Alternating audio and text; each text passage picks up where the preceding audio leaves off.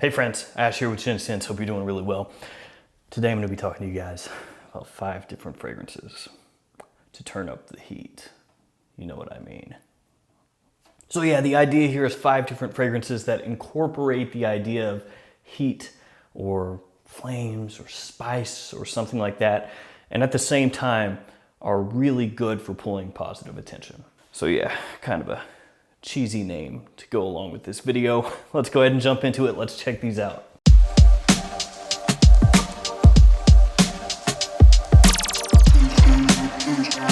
Okay, first up, let's go with that bomb of spice in the most extreme fashion. Spicebomb Extreme from Viktor and Rolf. It's got vanilla, tobacco, spices, and nude. Great performing fragrance, huge compliment puller, especially in winter, which is really when you should be wearing this. In the middle of summer, I don't think it's a good idea. And that would be because it is really strong. Not really surprised, this fragrance gets talked about a lot. It's really popular and for good reason. It is, as of right now, the best of the best in the entire Spicebomb line. It has that Spicebomb DNA, but that addition of black vanilla just takes this one to the next level. This stuff right here, fantastic. One of the drawbacks with this fragrance, if you want to call it a drawback, is that from discounters, it's still pretty expensive. Viktor and Rolf fragrances never really get marked off all that much. So you're still gonna have to pay pretty close to retail, even at discounters, but it's worth it. If I were going to have just one fragrance from the entire line, this is the one that I would have. And Spicebomb Extreme definitely brings the heat. Yeah, that's pretty cringy, but that's what it does. Next up, let's go with this one right here. By the Fireplace from Maison Martin Margiela. Oh, that doesn't look good. Should be more in there. Now, this one you would think is gonna be really smoky because of the name, By the Fireplace. You're gonna be thinking woods, fire, of course, smoke, you know, that kind of embery, charcoal kind of vibe. And that is not what you get here. No, actually, not at all. It's got chestnut, vanilla, gaiac wood, and cashmere as some of the notes in this fragrance. And actually the thing that you get the most of is chestnut. And I mean, it does have it right on the front. It says burning wood and chestnut. That's the fragrance description here. Yeah, right there, burning wood and chestnut. Actually, what this should say is chestnut and also vanilla and some woods. So I guess to an extent, what were they going for here? Maybe the idea of being by the fireplace in the winter months during the holiday season, you know, chestnuts roasting on an open fire. Yeah, I think that's kind of what they were going for. It is, though, more sweet and a little bit gourmandish than it is burning woods and smoke, which is probably a good thing as far as pulling attention goes, pulling compliments. As much as I love smoky fragrances, and I do a lot, I love smoky fragrances. Yeah, like a City on Fire by Imaginary Authors, that's my stuff. Some people say it smells like bacon. You're wrong. But bacon smells good too, so I guess, that could be a compliment. Going off on a tangent there, what I mean to say is that I love smoky fragrances, but the vast majority of people really don't. So it's a good thing that this doesn't smell exactly like burning wood for most people. And that sweet edge that this one has with that gourmandy kind of feel from that chestnut really works well. Great cozy kind of fragrance, a great snuggle kind of fragrance. I usually don't say that, a snuggle scent. Up next, a fragrance that is also heavily focused on vanilla, Fahrenheit Le Parfum from Dior. There's also violet leaf in here, rum, and suede, and this is some good stuff. Ooh, that's good. The rum is gonna give you this nice boozy sweetness that factors in with the vanilla that I mentioned before, so you've got this really sweet base that everything else works off of. The violet leaf in here, a little bit reminiscent of the violet that you're gonna find in the original Fahrenheit Eau de Toilette, which is really well known for smelling like gasoline or petrol. But in Fahrenheit Le Parfum, it's not quite as aggressive as in the original Eau de Toilette. It's been modernized, essentially. This is taking that Fahrenheit DNA and bringing it into the modern age, and it is a surprisingly huge compliment puller.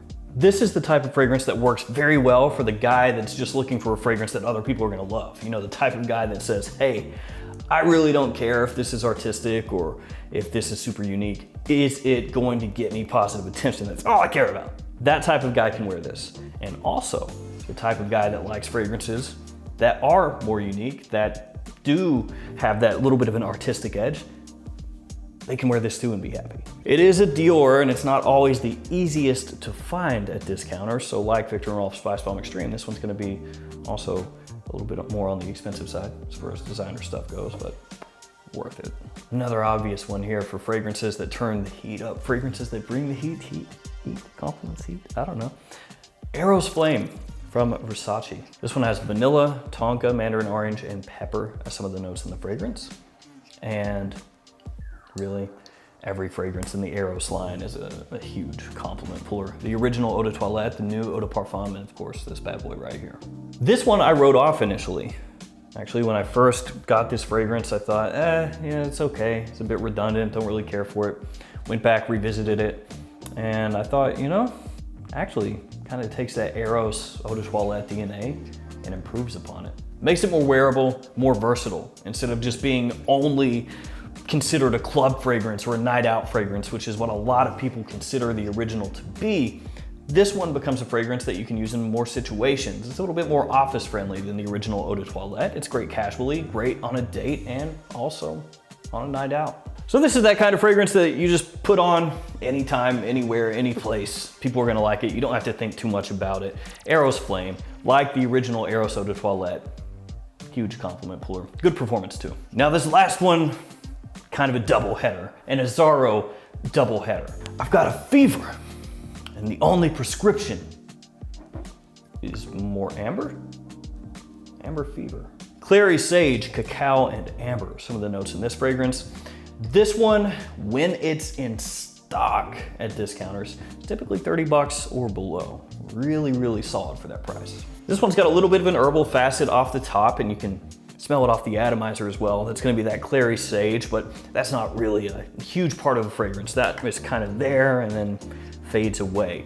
The cacao and the amber is what this is really based around. So this one is going to be a very warm, rich, and sweet fragrance. It is surprisingly good despite the price. Great for a night out, great for a date, great for kind of staying in and getting close with somebody. This excels in all those situations. And this next fragrance, also from Azzaro, like I said, is just a monstrous night out, date night fragrance. Big compliment puller. Wanted by Night. It's got tobacco, spices, orange, and incense, some of the notes in the fragrance, and this stuff is really good. This one is actually surprisingly unique. It's almost like an Azzaro Wanted unicorn or something. The original Wanted was kind of Invictus-y. Wanted Tonic is pretty terrible. It's one of the most generic summertime gym sport fragrances that I've smelled in the past my entire life. So that long, it's not good. Wanted Tonic is garbage. And I also paid over $100 for it like a moron, so I doubly hate it. There's also an upcoming Azzaro Wanted flanker called Azzaro The Most Wanted that seems like it's gonna be very much a date night, fall and winter kind of fragrance. We'll see how good that one is when it comes out. I think they should also come out with Azzaro Wanted Dead or Alive, or possibly Azzaro Help Wanted. Or maybe they come out with Azzaro America's Most Wanted. That'd be good. For now though, Azzaro Wanted by Night, absolutely in my opinion, the best in the Wanted line. This one has a nice warm spiciness that does have a bit of a punch to it, a little bit of smoke in the background, the tobacco note very prominent, and you get this nice orange off the top that's not too sweet. It does have some sweetness, but not too sweet. So what ends up happening is you have a lot of different contrasts, a lot of different things happening as this dries down, makes it very unique, and like I said before, a big attention grabber. Azzaro Wanted by Night, wrapping this up with Amber Fever. Both of these solid. If I could pick only one, it'd be this one. And there we go. 5 fragrances for you to use when you're looking to turn up the heat. All of these fragrances here are fantastic in my opinion. Can't go wrong with any of them. And I will link these below in the description wherever I can find them for the lowest price. All right guys, it's gonna do it for me. Thanks for hanging out with me today. Thanks for all your support. Stay safe out there, and I will see you tomorrow with another fragrance video. See you guys.